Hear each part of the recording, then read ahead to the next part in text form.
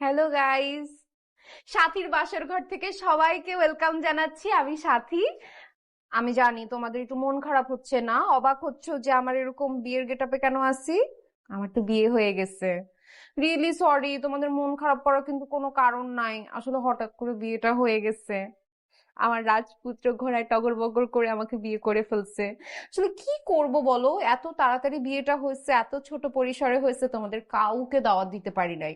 মানে রেডিসন থেকে ওরা গেস্ট লিমিট দিয়ে দিচ্ছে মাত্র 10K। মানে 10,000 মানুষ আসতে পারবে। এখন এত কমে কাকে দাওয়াত, কাকে রেখে কাকে দাওয়াত দেই।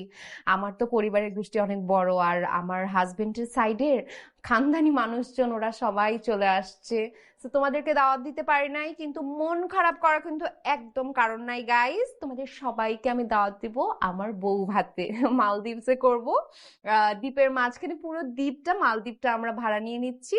আমরা সেখানেই বউ ভাতটা করব। সো মন খারাপ করার কিন্তু কোনো কারণ নাই। আচ্ছা, আমি কিছু কমেন্ট পড়ি।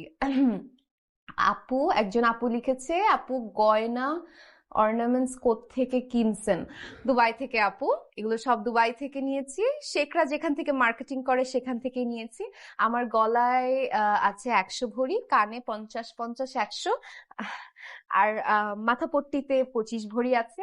আরো অনেক গয়না কিনে দিছিল আমার হাজবেন্ড, কিন্তু ও না একদম গয়নাগাটি পছন্দ করে না।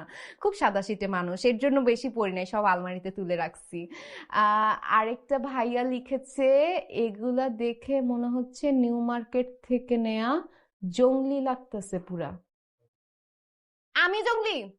তুই জঙ্গলি, তোর মা জঙ্গলি, তোর 14 গোষ্ঠী জঙ্গলি। বেদবের বাচ্চা, জীবনে দেখছস গয়না? দেখছস জীবনে? এগুলো দুবাই থেকে নেওয়া, ঠিক আছে? এগুলো সব দুবাই থেকে নেওয়া। নিউ মার্কেটে যাস তো জীবনে, সব নিউ মার্কেটেরটা দেখোস। লাইফটা শেষ করে নে, তারপর তোরে দেখতেছি বেয়াদব কোথাকার। আরেকজন লিখছে, খেলা কখন